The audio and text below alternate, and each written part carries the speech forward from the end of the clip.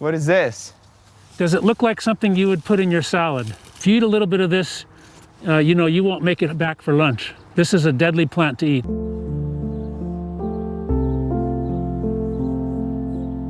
With many small businesses in Los Angeles closing their doors for good, and around 1 in 2 LA County residents currently unemployed, this city is ready to go back to work and reboot the economy and their lives.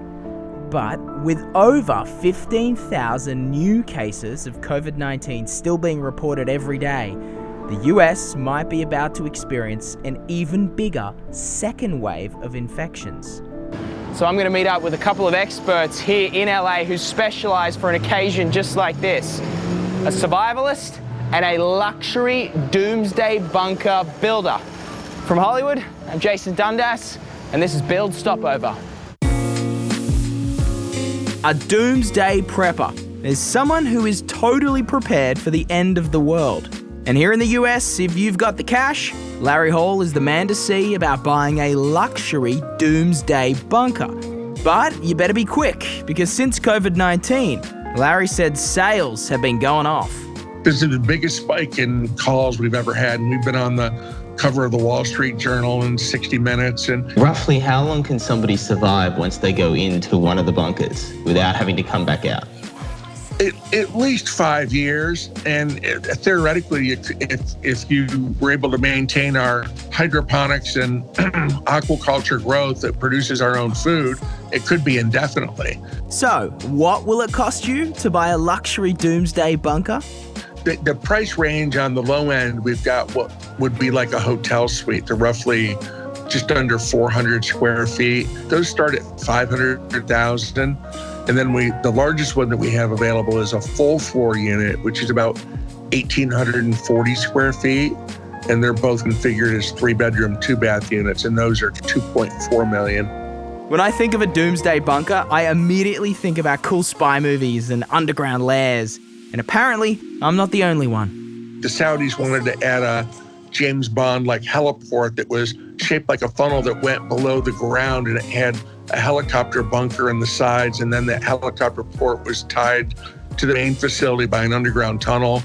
Or how many of your clients who have purchased condos are actually living in them now with the pandemic going on?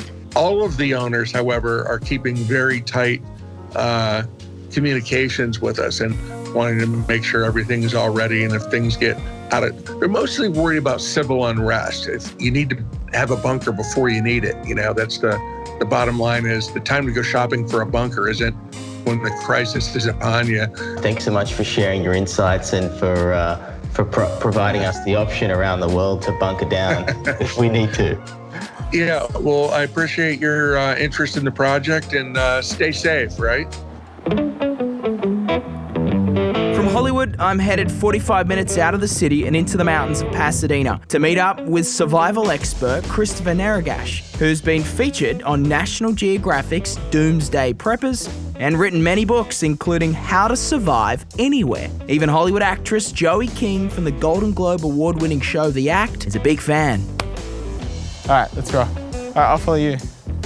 I probably shouldn't have worn my Jordans. What do you think is going to happen next? And is this virus going to come back in a bigger way? What's your thought on what's going to happen next? From a survival standpoint, what I found is the thing that you're looking for is usually not the thing that gets you. That is to say, if everybody is waiting for a second rebound, they're probably preparing for it. So that's not going to be the thing that gets you. All of the skills that I've taught, my whole life, they will always come in handy regardless of what the emergency might happen to be. This is not something that I expected. I didn't see this guy coming at all. So what I'd like to do, we'll walk around some more. I'll show you some of the plants. I'll show you some shelters, and then we're going to go make a little meal, okay? Because if this pandemic comes back bigger on a second wave, we need to be prepared. Yeah, I hope so. To the left, we're going to head for our shelters. And they really need a lot more work, but it's just to show what you would put together if you had to spend the night out in the bush. Yeah, come back there. Let me try that. Cheapest housing I've ever had. You're gonna get a salad and a soup. Okay, so what's going on is Christopher's collecting plants and flowers and all sorts of stuff from all the native species out here, because he's gonna show us how to make a salad. basically from the wild for free. You know, could come in handy if one day this pandemic comes back in a massive way and you have to come out here and make your own lunch. This is wild mustard. It's not a native to this area, but all these flowers are good in soup or salad. So these are the mustard leaves, very typical mustard leaf. What is this? Does it look like something you would put in your salad? If you eat a little bit of this, you know you won't make it back for lunch. This is a deadly plant to eat. You can eat everything that's tender on the radish. Pretty much the one thing you don't eat on the radish is the root because it's like wood. So these are very spicy. So this is a European plant called lamb's quarter.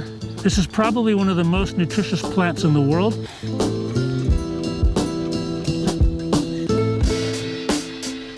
A little bit of dressing, and we're done. All right, beautiful. There's your salad. Thank you so Bon much. appetit. Cheers. Before I say farewell to Christopher, there was one final thing I'd always wanted to try. I'm gonna make fire with my bare hands. Well, at least I'm gonna try. Oh. This is a hard method for a beginner. Don't let pain be an obstacle. Just keep doing it. Anyway. Oh, God. Okay, I'm gonna show you another method. Look at this. Good, long, steady, even strokes. That's good, don't stop. We made fire.